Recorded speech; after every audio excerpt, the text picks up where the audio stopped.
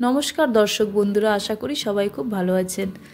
আজকে আমি আমার একটি নতুন রেসিপি নিয়ে হাজির হলাম। আজকে তৈরি করব পাবদা মাছ দিয়ে টমেটো বড়ি দিয়ে ঝোল। এই শীতের মধ্যে এই বড়ি দিয়ে যে কোনো মাছের ঝোল খেতে খুব ভালো লাগে, তাই আমি পাবদা মাছ দিয়ে করছি। আপনারা যে কোনো মাছ দিয়ে এই ঝোলটি করতে পারেন। তবে এই রেসিপিটি করবেন তা জানতে সম্পূর্ণ ভিডিওটি দেখুন। এইখানে আমি 500 গ্রামের মতো একটু বড় সাইজের পাবদা মাছ নিয়েছি। মাছটা পরিষ্কার করে ধুয়ে নিয়েছি। এইবারে মাছের মধ্যে আমি লবণ ও হলুদ দিয়ে খুব ভালোভাবে মাখিয়ে নেব। খুব ভালোভাবে মাখানো হয়ে গেছে। এইবারে আমি কড়াইয়ের মধ্যে দিয়ে দেব সর্ষের তেল। তেলটা খুব ভালোভাবে গরম করে নেব।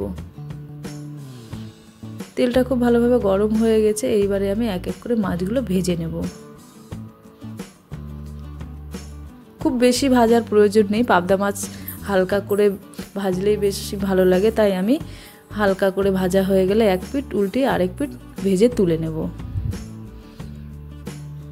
একটু সাবধানে উল্টে নিতে হবে যাতে ভেঙে না যায়। ভাজা হয়ে গেছে, আমি এইবারে তেল থেকে তুলে একটা পাত্রে ছেঁকে তুলে নেব।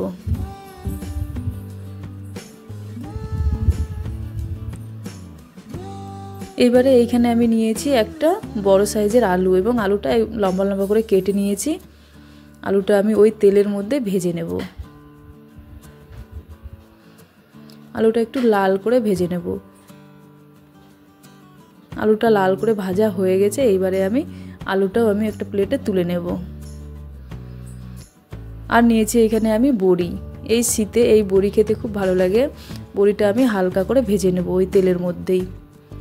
খুব বেশি ভাজবো না, তাহলে বড়িটা নরম হবে না। হালকা ভাজা হয়ে গেলেই আমি তুলে নেব।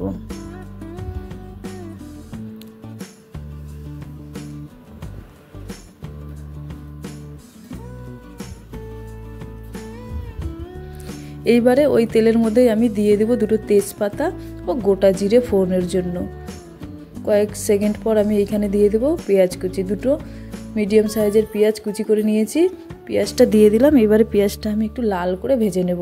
পেঁয়াজটা ভাজা হয়ে গেলে এখানে আমি একটা টমেটো নিয়েছি, টমেটোটাও কুচি করে নিয়েছি। এবারে টমেটোটা দিয়ে দিলাম।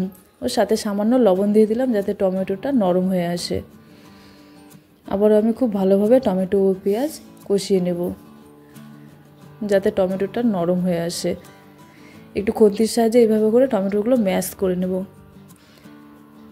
টমেটো ভাজা হয়ে গেলে এখানে আমি দিয়ে দেবো হাফ চামচের মতো আদা ও রসুন বাটা। আদা বাটা রসুন বাটা আমি ভালোভাবে কষিয়ে নেব যাতে কাঁচা গন্ধটা চলে যায়। ভালোভাবে কষানো হয়ে গেলে এখানে আমি 1 চামচ হলুদ গুঁড়ো, 1 চামচ জিরে গুঁড়ো, 1 চামচ ঝালের গুঁড়ো ও কালারের জন্য কাশ্মীরি লঙ্কার গুঁড়ো, সামান্য জল দিয়ে দেবো যাতে মশলাগুলো কড়াইয়ের তলায় পুড়ে না যায় বা লেগে না যায়, তাহলে টেস্টটা ভালো আসবে না। আবারও আমি খুব ভালোভাবে কষিয়ে নেবো। এখানে গ্যাসের ফ্লেমটা লো রাখবো যাতে মশলাগুলো পুড়ে না যায়। তেল ছেড়ে দিয়েছে, মশলা কষানো হয়ে গেছে। এইবারে আমি আগে যে আলুটা ভেজে রেখেছিলাম সেটি দিয়ে মশলার সঙ্গে আবারও 2 মিনিট কষিয়ে নেব।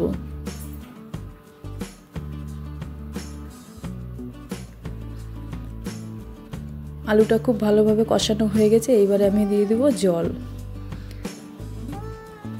এখানে আমি 2 কাপের মতো জল দিয়ে দিলাম যাতে আলুটা একটু সেদ্ধ হয়ে যায়। ঝোলটা ফুটে এসেছে। এইবারে আমি এইখানে দিয়ে দেব ভেজে রাখা বড়িগুলো ও ওপর থেকে আমি এইভাবে একটা টমেটো 4 ভাগ করে কেটে নিয়েছিলাম দিয়ে দিলাম ও দিয়ে দিলাম ভেজে রাখা মাছগুলো।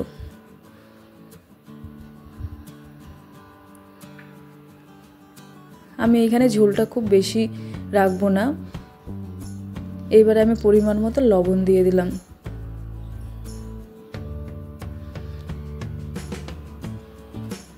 আবারও আমি খুন্তির সাহায্যে খুব ভালোভাবে মাছ, টমেটো, আলু, বড়ি, লবণটা খুব ভালোভাবে এইভাবে করে নাড়িয়ে চাড়িয়ে মিশিয়ে নেব এবং মাছগুলো ঝোলের মধ্যে একটু ডুবিয়ে দেব যাতে মশলাগুলো মাছের মধ্যে ঢুকে যায় এবং লবণটাও চলে আসে। এবারে একটা ঢাকা দিয়ে গ্যাসটাকে মিডিয়াম আঁচে রেখে দেব 4 থেকে 5 মিনিটের মতো।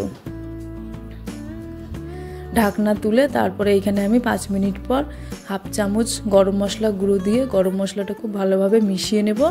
খুন্তির সাহায্যে এইভাবে নাড়িয়ে চাড়িয়ে এই যে আলুটাও সেদ্ধ হয়ে গেছে, চেক করে দেখা হয়ে গেছে আমার। তারপরে আমি এখানে গ্যাসটা বন্ধ করে দেবো, তাহলেই তৈরি হয়ে যাবে বড়ি দিয়ে টমেটো দিয়ে পাবদা মাছের ঝোল। আপনারা বাড়িতে এইভাবে ট্রাই করে খেয়ে দেখবেন, খুব ভালো হয় এবং খেতেও খুব ভালো লাগে। আর আজকে রেসিপিটি যদি ভালো লেগে থাকে তাহলে অবশ্যই লাইক করবে, কমেন্ট করে জানাবে এবং চ্যানেলে নতুন হলে চ্যানেলটিকে সাবস্ক্রাইব করে পাশে থাকবে। দেখা হবে আবার অন্য কোনো রেসিপির সাথে। ভালো থাকবেন, সুস্থ থাকবেন।